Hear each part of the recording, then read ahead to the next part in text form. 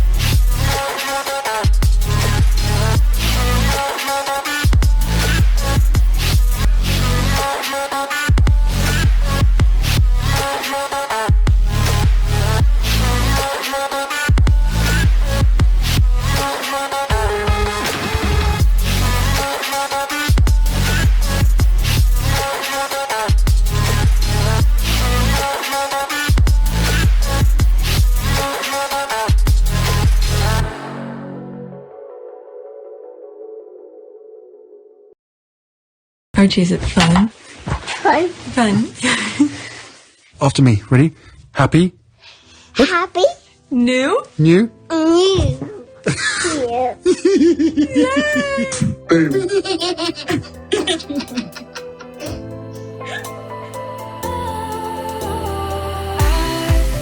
Was wrong to say I wouldn't change a thing, 'cause in the story of our lives, the best of times through colored glass, time moves on enough to let me move on past, but every little now and then it creeps on back to shape my smile.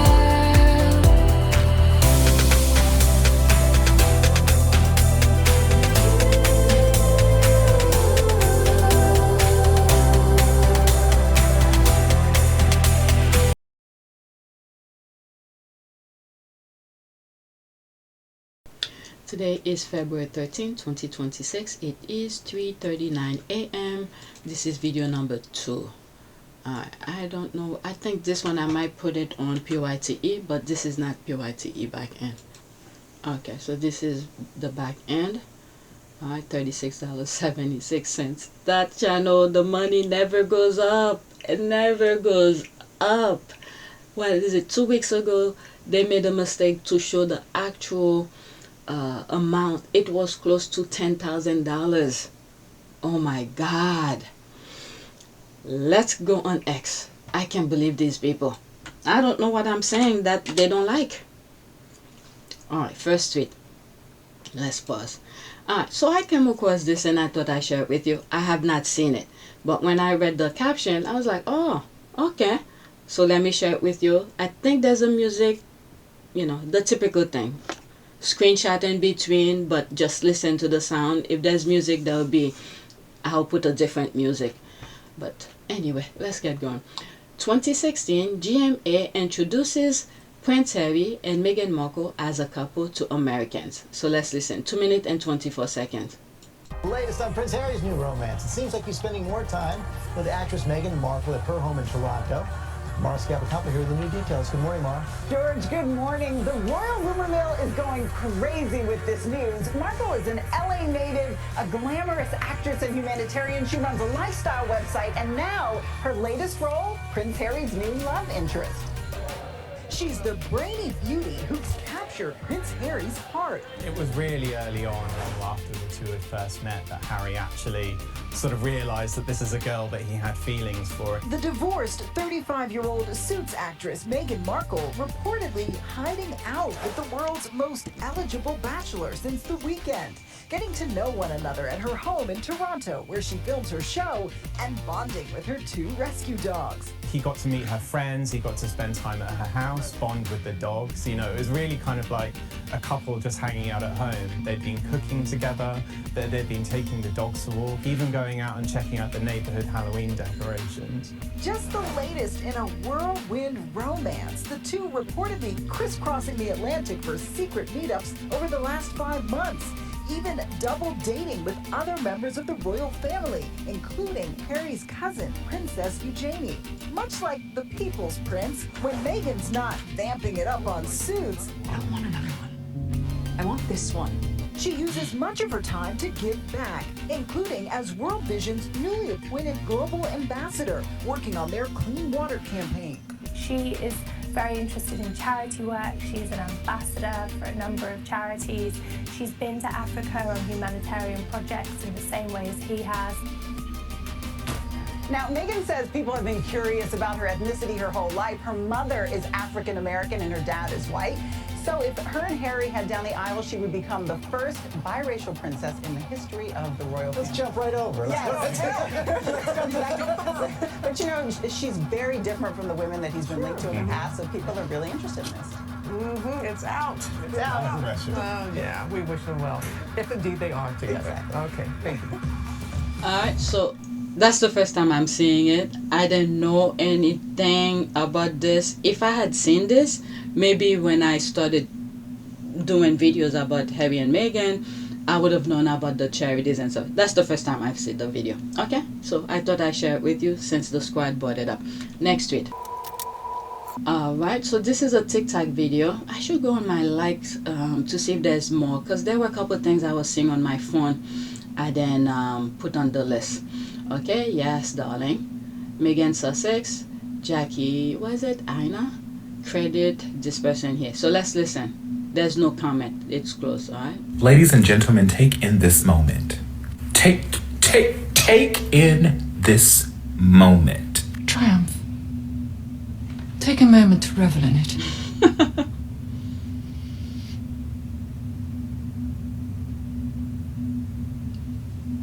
Well, that's enough. I have been following Jackie Ina, currently Asamoah, since she was Lil Pumpkin Pie 05. To see the woman she has become is inspiring. And I'm not even just glorifying all of the good that has happened, because she has also talked about all of the bad. And I am a firm believer you have to take the bad in order to get to the good. But get the fucking detail of this ensemble. She is wearing custom Savon Giovanna, who is a Nigerian designer. Bitch, if this don't say let them eat cake.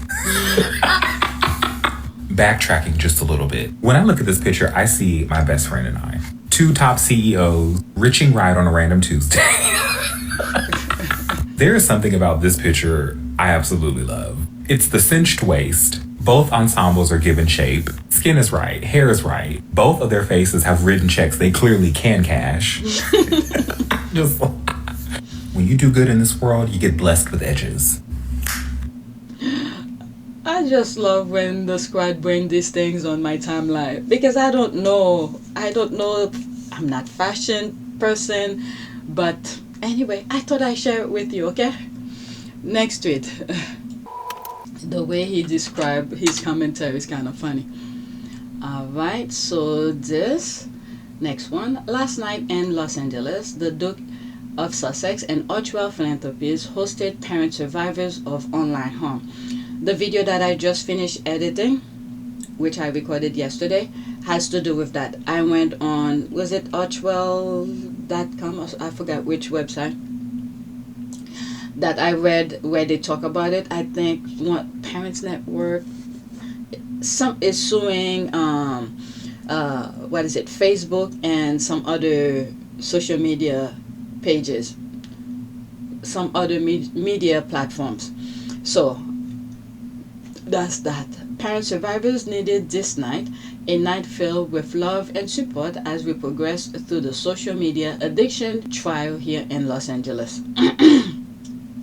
Thank you to the Duke of Sussex and Archewell Foundation for hosting a beautiful evening. There's that, that's an ad, there's more about that.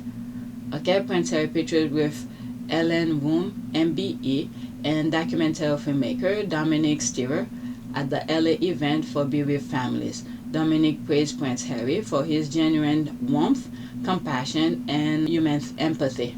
Okay, so that's that. Let's go to the next tweet that I have on my list. Alright, so I shared that in one of my videos already. Repost, spelt middle one, and the first one, there's a slap in the face. Prince Harry meeting some parents who are taking Meghan and YouTube to court. Okay, so that was the thing. Right, my last video, I sort of focused on it. Repost from BBC One Breakfast, 12 February 2026. Let's listen. Against two of the world's biggest tech companies, Meta and YouTube, which stand accused of creating platforms that are addictive by design, a claim they dispute. Head of Instagram has defended his app against claims it caused mental health damage to children. The Duke of Sussex told the families that by sharing their stories, they will have saved lives, was visibly moved as he thanked them for their support. None of you should be here. Alright, let's continue here. Thank you for doing everything that you've done. Thank you for telling your stories over and over again. Truth, justice, and accountability. Those are the three things that will come from this. And by sharing your stories and by being here, you have already saved probably thousands, if not hundreds of thousands of lives. Because more parents around the world are aware of the damage, the harms, and the danger of social media. Alright, so that's that. I covered that already. Alright, so let's go to the next tweet. This one has to do with Omid. I saw it a while ago. I just never got a chance to get to it. There was another interview that he did. A video interview. But anyway, let me just go over it. When did he post it? The 11th. Today is the 13th. Very happy to share that the TV adaptation of Royal Span, which I have been developing with our genius showrunner and writer Emily Fox and Universal Television, has a US home at NBC Peacock. Alright, so that's this thing here. Awesome, congratulations. Great news update. Congratulations, there's all of that. Whatever's here, bottom up. Happy for you. You work very hard. All the best, Omid. Congratulations on our amazing achievement. Your hard work, dedication, and perseverance have truly paid off. Wishing you continued success in everything you do. Your success will irk the Royal Water stenographers, and that is an added bonus. Will it be available in the UK or online for UK viewers with no Peacock? ITV Talking Royals is, what is that? The Royal Mouthpiece. Charlene White sold her soul for a job. That's Harry and Meghan hit piece. First attack Prince Harry during case. Past week rehabilitating King Charles III amidst Epstein list. Showing old funny videos. Wow, okay, I don't know anything about that. So happy for Omid. Wish you much luck. I'm currently listening to the novel. Can't wait to watch the show. You had Meghan and Harry's back. I have yours. I think he was just reporting. That's the thing. And I said it in one of the recording I did tonight. You know, he then followed the bandwagon and then they shun him out. They thought that he was, like this thing said, Harry and Meghan's mouthpiece. He just told the truth. Okay, so I went to search for the video interview that I saw of Omid. This is it. Call me intrigued. Royal Span is out, probably available in all your favorite bookstores. I, for one, can't wait for the TV show. Alright, so let's listen. Now we got to talk about a juicy new novel. It is called Royal Spin by royal biographer Omid Scobie and National Book Award winner Robin Benway. They join us now to tell us all about it. Congrats. Welcome. Thank you. Thanks for having us. Okay, so Omid, let's start with you. And before we jump into the new book, we're going to do that in just a second, but we have to talk about the royals because they're back in the headlines again with the latest revelations, of course, from the Epstein files. What's your take on all this? You know, I think we've seen like an increasing amount of pressure on not only the royals, but the royal institution to speak about this and be transparent about it. to acknowledge the severity of the situation. Of course, we've just had a statement from Kensington Palace, and I would expect more from others over the days ahead. Well, and on that point, you are known for your royal biographies. You have Endgame, you have Finding Freedom. So what made you turn to novels in that fiction world? You know, I think like doing the job for so many years, you're always asking the what if in any scenario. Like, what if the palace did it this way? What if they hired the diversity czar that they had promised all along? And so in Royal Spin, I really wanted to kind of play with that and also kind of build a completely alternate royal universe that we can kind of throw things at and see how that goes. Yeah. Now, Robin, I can only imagine the royal research you probably had to do or did not do. I don't know. So what was it like preparing for this? He was the royal research. He was my I'm just saying, what was going on? Yeah, it was so funny. My knowledge of, you know, the royals and all the royal institutions was basically anyone who's ever looked at a magazine stand at the grocery store checkout. You know, I didn't really know that much, and Omid was so knowledgeable about so many things, and you know, I didn't even really ask him that many questions because we were so focused on the fictional characters in our book. And one time I said to him, I was like, does it bother you I don't ask you more questions about the royals? And he goes, that's one of my favorite things about you, that you don't ask me questions. And I just thought, oh, okay, great. But yeah, we used a lot of the logistics of the royal press and how that would work. We used a lot of the locations, but the royals in our book are definitely have their own things going on, but it's a very, very separate world. Well, I was going to ask about that, Omid, because people are going to read this and they're going to think they see certain people in the characters. Are any of the characters even loosely based on things you've covered? We really wanted to make sure that this felt like a completely separate universe, so we didn't want someone to be like, oh, that's Harry and Meghan, that's the Andrew situation. And we wanted it to kind of live in its own space. But I will say that, like, I kept notes and diaries for like 12 years doing that job, and I brought a lot of my own experiences into a lot of the characters, including our royal correspondent, including our protagonist, Lauren Morgan, who's the woman that moves from the White House to take over the Buckingham Palace press office. So it's a real mix of things true and not true. How was it like working together for this? You said it took about 10 months to write, which first of all, that seems amazing. How'd you do it so quickly together? You know, it's so much easier than I thought it was going to be. You know, I had written 9 books on my own before I even met Omid, so I was so used to being by myself, like trapped in my brain with all these imaginary people. And with Omid, it was just so, we worked so well, so seamlessly. A lot of Google Docs, a lot of Cheesecake Factory, you know, lunches, and just sitting there working, and a lot of time in our own living rooms with our dogs running around. We love Cheesecake Factory. We love a Cheesecake Factory. Yeah, you know, I think the royal story is always evolving, and listen, my last book questioned like the future of the monarchy, and we're seeing different things unfold at the moment, so if there's a story to tell, then I'm happy to do it. You'll be happy to tell. I heard this is already in the works for a TV series. Oh. Is that true, Robin? Yes, tell us it is. So I only know what Omid knows currently, but yeah, we had a lot of interest on 60 pages when the book wasn't even fully finished yet.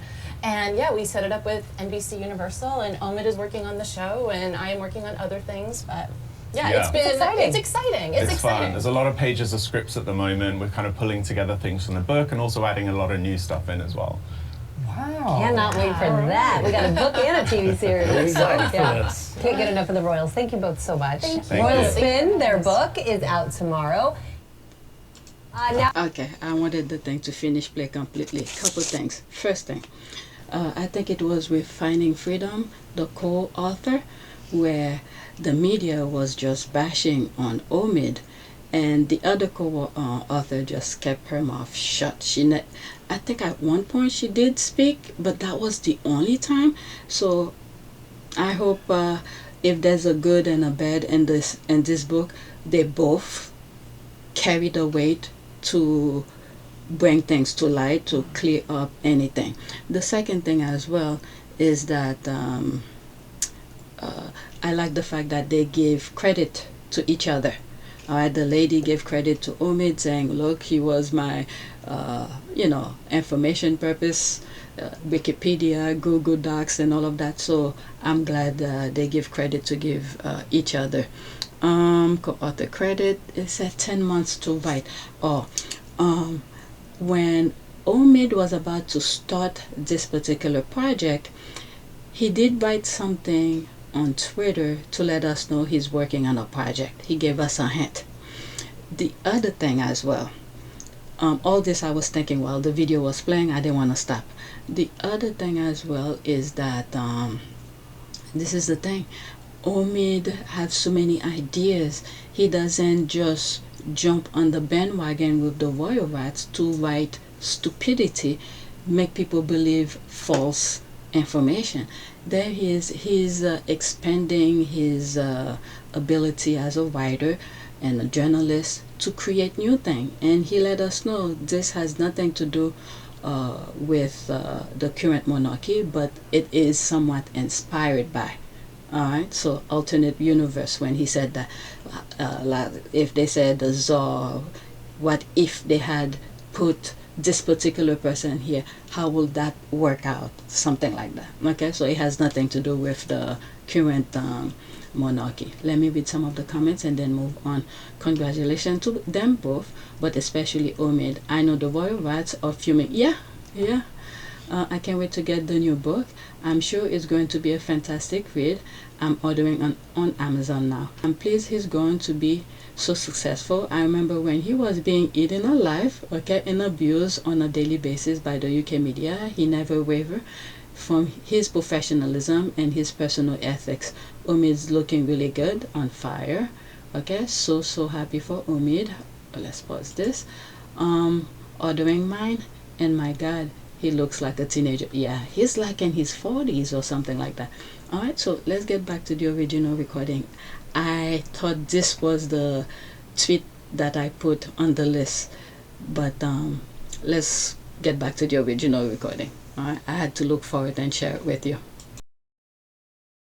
Alright, next one, and this is my last one. Good story. Harry and Meghan are set to attend an event which took place 3 days ago, and which they did not in fact attend it. Okay, so they removed that tweet. I may have the screenshot of it because I posted on my community board. Let me see if I could find it. Alright, I cannot find it. If when I'm editing I see it, I'll show you the screenshot. I forgot what was the screenshot it was about. A good story. Harry and Meghan are set to attend. Oh, I think it was a headline where they said Harry and Meghan were gonna join, go to the Super Bowl, and there was Harry and Meghan never did. And they show a picture, I think, with Mike Tyndall or something like that. Let me see something. There it is. This is this. Okay. Good story. Harry and Meghan are set to attend an event which took place 3 days ago and which they did not in fact attend. Okay, so that's that one. Oops, where is it? This. And then this one is missing, and this is it here. Alright, that was from Daily Express. Exclusive. Prince Harry and Meghan Markle are set to attend the Super Bowl. Okay, that was that. The squad were laughing. Exclusive. There's that. My goodness, British tabloid, absolutely pathetic. Alright, so Daily Express had wrote about this thinking that Harry and Meghan were gonna go to the Super Bowl, but instead they had, what is it, Mike Tyndall? Mike Tyndall went to the Super Bowl and apparently snubbed Prince Harry. Alright, so this is the one that I was looking for, that one, Daily Express one. I took the screenshot of it when I first came across it. Alright, so there's the squad laughing. Exclusive. My goodness, British tabloid, absolutely pathetic. There's that. Okay, a lot of emojis. Let's go to the next tweet. I see this one, but I'm not gonna go over it. Alright, so that's all. Please take a moment to subscribe, like, and share. If you want to support this channel, there's a PayPal link and a Cash App link in the description. You could donate. Those who have donated, thank you. I think I'm gonna do another recording because my list is getting too long. There's a lot to share with you. So I just did this. Okay, it's a very short video. You see, I put not recorded. There's a lot of things regarding Epstein and things like that. So I'm gonna do another video that will be on Archewell Sussex, and that's where I'll be putting that. Okay, so that's it. Thank you for watching.